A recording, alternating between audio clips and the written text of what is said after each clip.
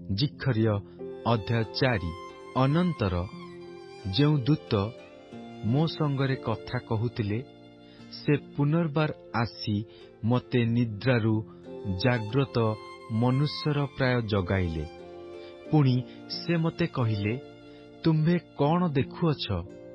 ତହିଁରେ ମୁଁ କହିଲି, ମୁଁ ଦେଖିଅଛି, ଆଉ ଦେଖ, ସମ୍ପୂର୍ଣ୍ଣ ସୁବର୍ଣ୍ଣମୟ ଏକ ଦୀପବୃକ୍ଷ, ତହିଁର ଉପରେ ତୈଳାଧାର ଓ ତହିଁ ଉପରେ 7 ପ୍ରଦୀପ ଅଛି, ଓ ତହିଁର ଉପରି ଭାଗରେ ପ୍ରତ୍ୟେକ ପ୍ରଦୀପର ନିମନ୍ତେ 7 ନଳ।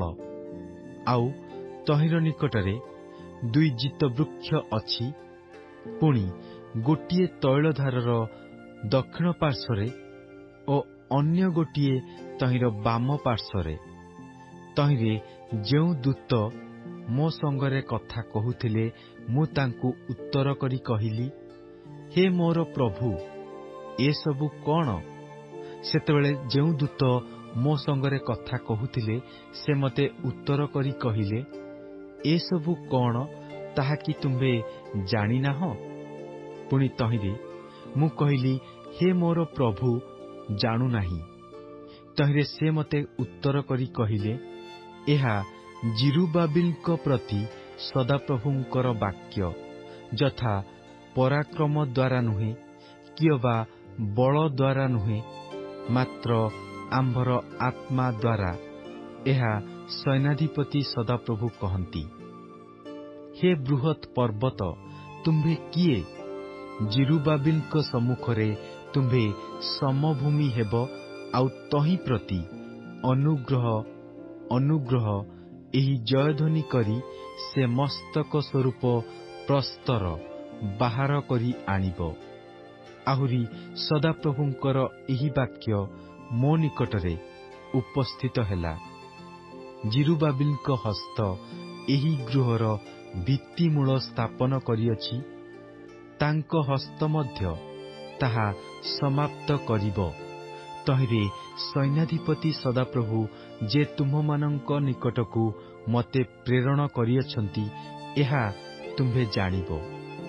କାରଣ କ୍ଷୁଦ୍ର କ୍ଷୁଦ୍ର ବିଷୟର ଦିନକୁ କିଏ ତୁଚ୍ଛ ଜ୍ଞାନ କରିଅଛି, ଯେଣୁ ସେମାନେ ଅର୍ଥାତ୍ ସମୁଦାୟ ପୃଥିବୀର ଏଣେତେଣେ ପର୍ଯ୍ୟଟନକାରୀ ସଦାପ୍ରଭୁଙ୍କର ଏହି ସପ୍ତ ଚକ୍ଷୁ ଜିରୁବାବିଲଙ୍କ ହସ୍ତରେ ଓଳମ ଦେଖି ଆନନ୍ଦ କରିବେ।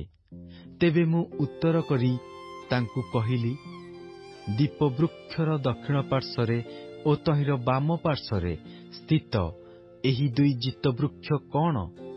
ପୁଣି ମୁଁ ଦ୍ୱିତୀୟ ଥର ତାଙ୍କୁ ଉତ୍ତର କରି କହିଲି, ସୁବର୍ଣ୍ଣମୟ ଯେଉଁ 2 ନଳ ଆପଣା ଆପଣା ମଧ୍ୟରୁ ସୁବର୍ଣ୍ଣମୟ ତୈଳ ନିର୍ଗତ କରେ, ତହିଁର ପାର୍ଶ୍ୱରେ ଜିତବୃକ୍ଷର ଯେଉଁ 2 ଶାଖା ଅଛି, ତାହା କଣ? ତହିଁରେ ସେ ମୋତେ ଉତ୍ତର କରି କହିଲେ, ଏସବୁ କଣ, ଏହା କି ତୁମ୍ଭେ ଜାଣ ନାହିଁ? ତହୁଁ ମୁଁ କହିଲି, ହେ ମୋର ପ୍ରଭୁ, ଜାଣେ ନାହିଁ। ତେବେ ସେ କହିଲେ, ଏମାନେ ସମୁଦାୟ ଭୂମଣ୍ଡଳର ପ୍ରଭୁଙ୍କ ଛାମୁରେ ଠିଆ ହେବାର 2 ତୈଳ ପୁତ୍ର ଅଟନ୍ତି।